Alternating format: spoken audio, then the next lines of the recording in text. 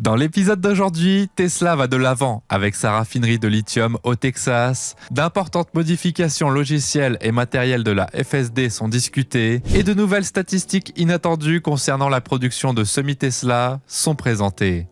Il y a beaucoup de choses à couvrir, alors commençons.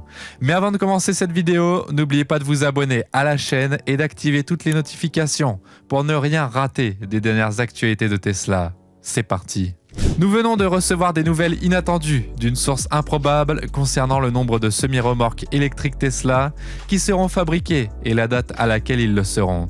Il semble que Tesla s'attende à fabriquer 100 semi-remorques cette année, ce qui est beaucoup plus que les projections précédentes. Les chiffres actualisés proviennent de Robin Denholm, présidente du conseil d'administration de Tesla, qui a témoigné le 15 novembre dans le cadre du procès sur le plan de rémunération du PDG Elon Musk. Même s'il s'agit d'une source fiable, les mots exacts sont « Cette année, Tesla, par exemple, pourrait construire 100 véhicules semi-remorques », selon Mademoiselle Denholm. Donc, plutôt que quelque chose de plus substantiel, il s'agit d'une possibilité de générer. Cependant, c'est sans doute plus que ce que nous avions prévu lorsque Tesla a déclaré en octobre qu'elle enverrait 15 camions à l'usine Frito-Lay de PepsiCo à Modesto en Californie. Les seules données fiables dont nous disposons à l'époque étaient que la chaîne de semi-production de Tesla au Nevada tentait d'atteindre l'objectif de 5 camions par semaine. En outre, lors de la présentation aux actionnaires de Tesla pour le troisième trimestre 2022, fin octobre, certains chiffres ont été mentionnés. Musk a déclaré lors du meeting qu'il espérait créer 50 000 unités d'ici 2024, ce qui représente une augmentation massive. Par conséquent, il est compréhensible que des efforts de fabrication élargis soient déjà en cours. Mais il y a une grande différence entre les 15 unités que Tesla a données à PepsiCo en décembre et les preuves qui montrent que Tesla pourrait fabriquer 100 unités dans le même temps. Bien que PepsiCo ait commandé 100 camions, le fait que Pepsi reçoive au moins 15 semis n'implique pas que Tesla n'en construise pas davantage. Sans compter que d'autres entreprises comme UPS, Walmart Canada et Pride Group Entreprises commandent également leurs propres semis. Nous avons pu compter environ 800 commandes au début du mois de novembre. Le semi-remorque électrique de Tesla, d'une autonomie de 800 km, a le potentiel de changer radicalement l'industrie du transport et de nombreuses personnes influentes sont d'accord sur ce point. C'est pourquoi Tesla tente probablement d'atteindre son objectif de 50 000 unités le plus rapidement possible, ou au moins d'honorer les commandes en cours. Mais il sera très intéressant de voir les rapports de production et de découvrir combien ils ont réellement terminé en si peu de temps. Avec la version 11 du logiciel, Tesla est en train de publier sa plus grande mise à niveau du programme bêta complet de conduite autonome. Les nouvelles puces informatiques qui alimenteront la version 4 de l'ordinateur FSD qui sera envoyé avec le Cybertruck l'année prochaine nous sont également données en ce moment. Le 11 novembre, Tesla a annoncé que la version bêta FSD V11 sera la première version du logiciel de conduite autonome de l'entreprise à fonctionner sur une seule pile. En d'autres termes, le logiciel FSD principal et le pilote automatique de Tesla pour les autoroutes seront intégrés et fonctionneront comme un seul programme. Grâce aux technologies de conduite autonome du fabricant de véhicules électriques, les voitures Tesla peuvent changer de voie, freiner elles-mêmes, se diriger et, dans une certaine mesure, se garer elles-mêmes. C'est l'un des principaux attraits de la marque. Les bêta-testeurs de Tesla ont attendu avec impatience chaque mise à jour, en particulier la version 11 qui, selon la société, devrait fonctionner beaucoup mieux en tant que pile unique. Même si ces systèmes ne sont pas complètement autonomes et nécessitent toujours l'attention du conducteur. La combinaison des deux applications occupe la majeure partie des notes de mise à jour de la V11, ce qui est logique. La FSD Beta est officiellement activée sur la route.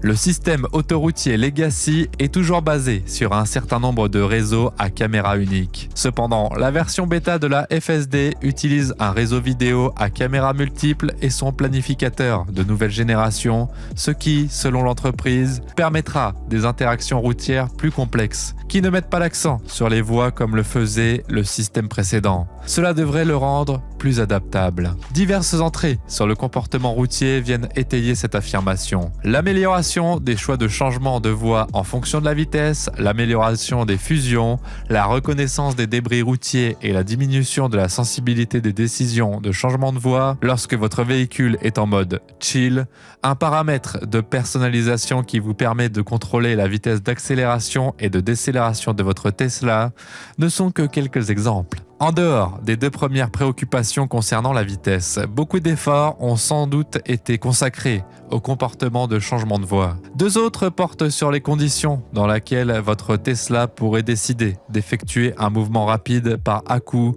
ainsi que sur les procédures à suivre pour réduire la nécessité d'une telle manœuvre. De toute évidence, c'est ici que la flexibilité supplémentaire entre en jeu. Comme le système anticipe apparemment les changements de voie grâce à une optimisation de trajectoire nouvellement améliorée qui réduit de 20% la latence des calculs effectués en utilisant des méthodes numériques pour des calculs plus efficaces. Le système sera censé être moins strict sur l'endroit où il se trouve dans la voie. Les stratégies employées ne sont pas claires pour nous, mais il semble que Tesla soit suffisamment confiant dans la stabilité de cette mise à jour pour s'engager dans une diffusion plus large. Dans quelques discussions sur Twitter, le PDG de la société Elon Musk a déclaré que la version bêta de la version 11 serait mise à la disposition d'un plus grand nombre de personnes. Il n'était pas vraiment évident de savoir ce qu'il entendait par élargir. Cependant, les utilisateurs de Twitter sont venus à l'aide d'Elon une fois de plus, en demandant s'il voulait dire que la version 11 serait envoyée à ceux qui avaient déjà la bêta ou à tous ceux qui ont acheté la FSD et ne leur demanderait pas de remplir le score de sécurité. Il s'agit d'un mécanisme que Tesla utilise pour s'assurer que les conducteurs qu'il autorise à participer au programme bêta de la FSD sont suffisamment sûrs sur la base de 5 caractéristiques de sécurité, dont certaines incluent des choses comme les virages brusques et agressifs. Elon a répondu plus tard, déclarant sans équivoque qu'ils veulent que tous les utilisateurs de FSD aient la version 11 d'ici la fin novembre. Cela démontre la confiance de Tesla dans son nouveau modèle, mais le système FSD de la société reçoit des mises à niveau en plus de tout nouveau logiciel. Nous venons d'apprendre que Taiwan Semiconductor Manufacturing Company, ou TSMC, l'une des plus grandes entreprises de semi-conducteurs au monde, a reçu une commande importante de Tesla pour de toutes nouvelles puces informatiques destinées à leurs ordinateurs FSD de nouvelle génération. Musk a peut-être mentionné cette puce lorsqu'il a parlé de leur processeur antérieur fabriqué par Samsung lors du Tesla Autonomy Day en 2019. Le matériel antérieur de Tesla, qui était alimenté par du matériel Nvidia, a été totalement remplacé par cette puce. Cependant, la déclaration d'Elon sur leur processeur de nouvelle génération a indiqué qu'il sera publié dans environ 2 ans après l'événement. Nous n'en avions pas entendu parler depuis que TSMC a annoncé avoir reçu une commande si importante que Tesla sera l'un des 7 principaux clients de l'entreprise l'année prochaine, quand l'exécution de la commande commencerait probablement. Nous n'en savons pas beaucoup plus, si ce n'est que l'usine TSMC en Arizona fournira la puce aux installations de Tesla et que Tesla a vérifié que la nouvelle puce ne serait pas nécessaire pour accomplir une conduite entièrement autonome, mais qu'elle améliorerait sans aucun doute les performances. L'ordinateur de conduite autonome hardware 3.0 de Tesla utilisait une puce de 2019 qui rendait l'ordinateur 21 fois plus rapide au niveau du traitement.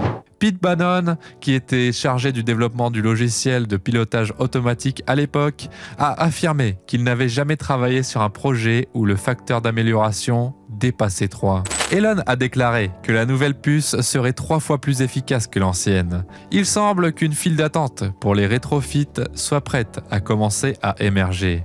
Le fait que les discussions de Tesla avec le gouvernement de Corpus Christi au Texas aient été déplacées en réunion privée suggère que la société du véhicule électrique se rapproche de son objectif d'apporter le raffinage du lithium de qualité de batterie en Amérique du Nord.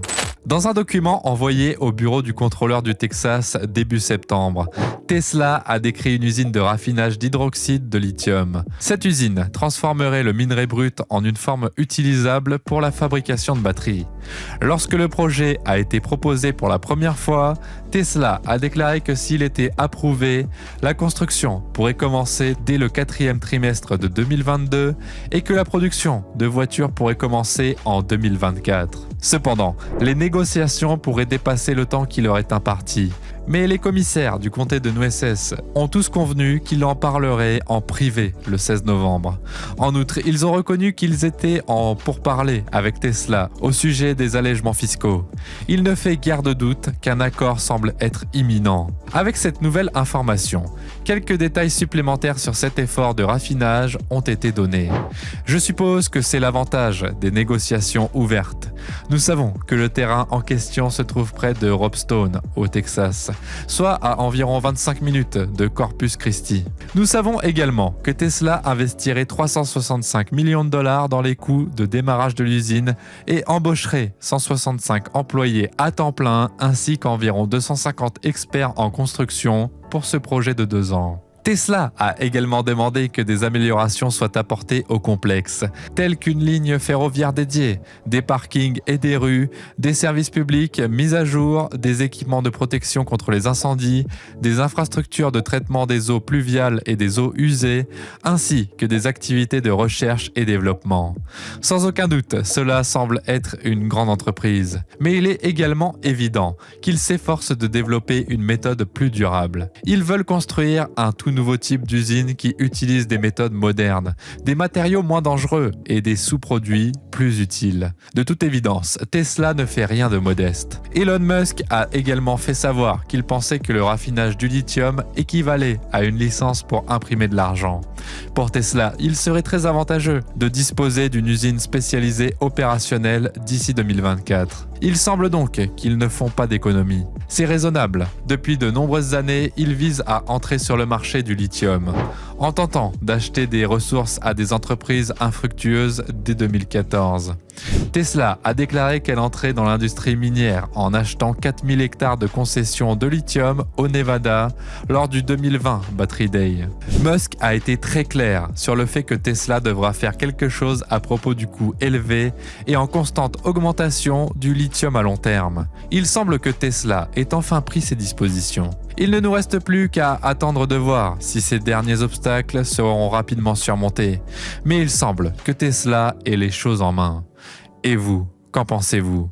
Dites-le nous dans les commentaires. Quoi qu'il en soit, merci d'avoir regardé cette vidéo et n'oubliez pas de vous abonner et d'activer toutes les notifications pour ne rien rater des dernières actualités de Tesla.